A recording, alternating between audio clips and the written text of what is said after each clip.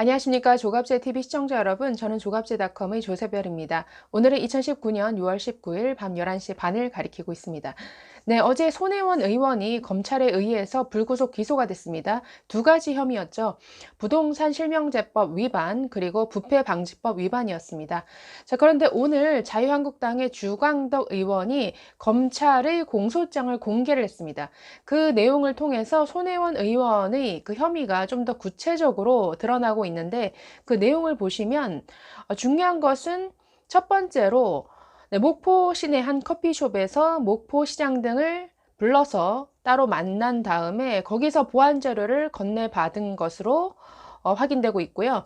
또 하나는 국토교통부 간부들을 의원실로 따로 불러서 목포시를 도시재생 뉴딜 사업 대상으로 선정해 줄 것을 직접 요청한 것으로 조사가 됐습니다.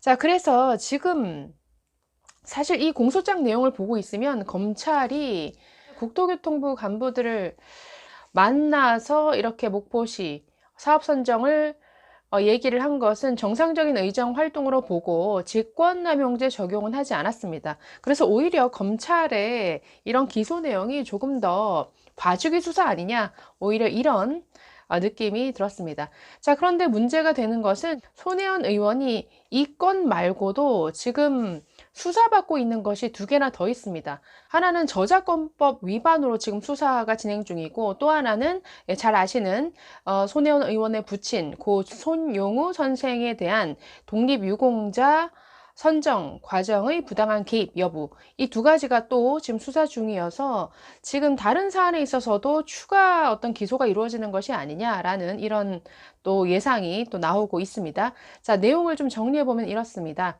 자, 어제 기소된 사안을 먼저 보면은 손혜원 의원은 2017년 5월 18일 목포시 무안동에 있는 한 커피숍에서 당시 목포시장을 비롯한 시 관계자들을 만났습니다. 자, 여기서 목포시 선창권 활성화 방향, 그리고 무안동 원도심 개발 계획 간담회를 이렇게 진행을 했습니다. 자, 이 간담회에서 손 의원은 목포시 도시재생 전략 계획 자료를 받았습니다. 자, 검찰에 따르면 이 자료는 일반 시민에게 공개되지 않은 비공개 보안 자료다라고 적시했습니다. 자, 손 회원은 이 자료를 받은 이후에 목포 현지에서 이제 토지 26필지를 매입을 했고, 건물 21채 등 총 14억 213만 원 규모의 부동산을 구입을 했는데, 자, 이것이 업무 처리 중 알게 된 비밀을 이용해서 취득한 것이다 라고 보고 지금 손혜원 의원에게 부패방지법 위반 혐의를 적용한 것입니다. 이외에도 창성장 구입에 있어서 이제 조카 명의를 빌려 썼다라고 해서 부동산 실명제법 위반으로 함께 지금 불구속 기소가 된 상태입니다. 이 외에도 2017년 하반기에, 그러니까 그 부동산을 구입한 이유죠. 이때 국토교통부의 국토도시실장 그리고 도시재생사업기획단장을 의원실로 직접 부릅니다. 자, 그래서 목포시가 도시재생 뉴딜 사업 대상에 선정되어야 한다라는 것을 강변한 것으로 조사가 됐습니다. 자, 그리고 시기적으로 손혜원 의원이 이 국토부 관계자들을 불러서 면담한 이후에 같은 해 2017년 12월 목포시는 도시재생 뉴딜 사업 대상으로 선정이 됩니다. 1897 계양문화 거리 이 사업으로 다른 두 도시와 함께 도시재생 뉴딜 사업 대상으로 선정이 되었다라는 거죠. 손혜원 의원이 국토교통부 사람들을 불러서 의원실에서 면담한 결과 이 손혜원 의원의 의견이 반영이 된 거죠, 실제. 자, 이 외에도 공소장에는 어떤 내용이 나오냐면 손 의원의 보좌관 A씨도 도시재생 사업계획 대상 그 지역 안에 부동산을 다른 지인에게도 적극적으로 추천한 정황이 드러났습니다. 자, 공소장에 따르면 이 A씨는 해당 자료를 목포시 관계자로부터 입수한 그 다음 날인 2017년 5월 19일에 친구 2명에게 이제 추천을 했다라는 거죠. 목포시에서 어디 인근 구도심을 도시재생사업구역으로 포함해 놨고, 향후 국토부에서 진행될 도시재생사업 대상자로 신청한다라고 이렇게 말한 것으로 나타났습니다. 또 특히 이 보좌관 A씨는 문제의 이 보안 자료를 휴대전화로 찍어서 친구에게 전송해 공무상 취득한 비밀을 누설하기도 했다라고 이렇게 검찰은 파악을 했습니다. 자, 이에 따라서 이 A씨에게는 부패방지법 위반 그리고 부동산 실명법 위반 등 손혜원 의원과 같은 혐의에다가 뭐가 더 추가됐냐면 공무상 비밀 누설 혐의가 추가되어서 지금 재판에 넘겨진 상태입니다. 자, 이에 대해서 손혜원 의원은 네, 어제 기소가 된 이후에 계속 반박하고 있죠. 보안 문서가 아니었다. 이것은 이미 일반 주민들에게도 공개된 자료이기 때문에 보안 문서가 될 수 없다라고 이렇게 주장을 하고 있습니다. 그리고 검찰이 증거가 많이 부족한 상태에서 억지로 끼워 맞춘 것 같다라고 반박을 하고 있고 향후 재판을 통해서 열심히 싸우겠다라는 이런 입장을 보이고 있습니다.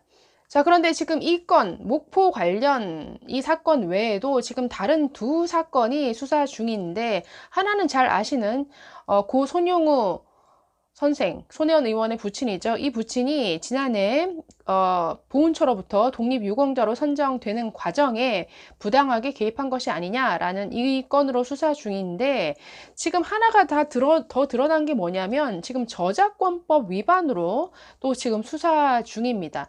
자, 이게 어떤 사안이냐면 어떤 단체가 손혜원 의원을 고발을 했습니다. 자, 시민단체인 서민민생대책위원회가 지난 4월에 고발을 했는데 손 의원이 국가 브랜드 컨벤션 행사에서 공식 사용된 로고와 유사한 상표를 자신이 설립한 공예품 전시 판매업체 로고로 사용하는 것은 문제다라고 하면서 검찰에 고발장을 제출했다라고 합니다. 자, 이 고발장 내용에 따르면 이렇습니다. 자, 손혜원 의원은 국가브랜드위원회가 이제 2011년 8월 25일부터 나흘간 개최한 대한민국 국가브랜드 컨벤션 행사의 공식 로고를 만드는 데 기여를 했습니다. 자, 사진 보시면 저 왼쪽에 있는 것이 그 당시에 만들어진 공식 로고입니다.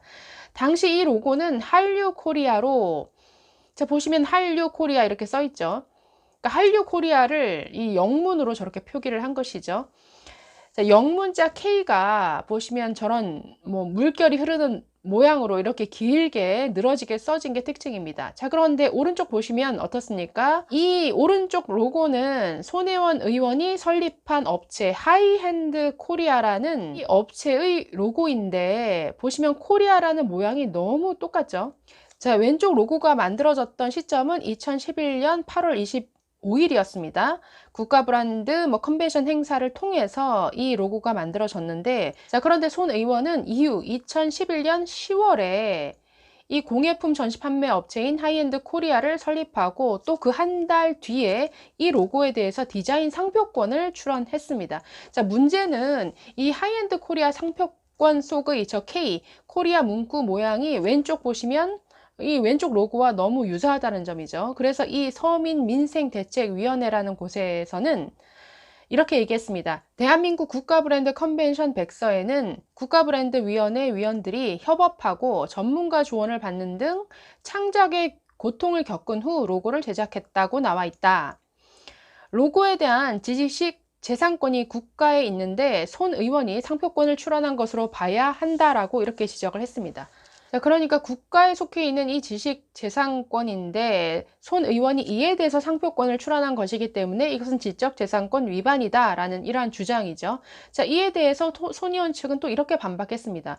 코리아 글씨는 손 의원이 하이핸드 코리아 로고로 쓰기 위해 직접 쓴 손글씨다. 사적 용도로 쓰기 위해 먼저 만들어둔 로고를 국가 행사에 사용하도록 허락해 준 것이다 라고 반박을 했습니다. 그리고 사실상 재능 기부를 한 셈인데 본말을 전도해 비판에서는 곤란하다 라고 이렇게 덧붙였습니다. 글쎄요, 이 내용도 향후에 기소가 진행돼야 뭐가 어디가 맞는지 드러날 것 같은데 어쨌든 이런 지금 분쟁도 있는 상태입니다. 네, 그래서 손혜원 의원이 관련된 지금 사건이 굉장히 늘어나고 있습니다. 목포 건으로 시작이 됐죠. 목포 문화재 사랑이냐 아니면 부동산 투기냐. 이 문제로 시작했는데 부친, 독립유공자 서운 과정이 또 문제가 되더니 이제는 또 지적재산권 이런 다툼까지 불거진 상태입니다. 네, 뭐 말도 많고 논란도 많은 이 손혜원 의원, 김정숙 여사와 동기여서 사실 초선 의원임에도 불구하고 굉장히 영향력이 컸던 이러한 의원이었는데 앞으로 이 사건들이 어떤 방향으로 진행되느냐에 따라서 글쎄요, 정치적인 활동은 사실상 좀 어려워지지 않을까라는 이런 생각이 듭니다. 어쨌든 결과를 지켜봐야 될 것 같습니다. 네, 감사합니다.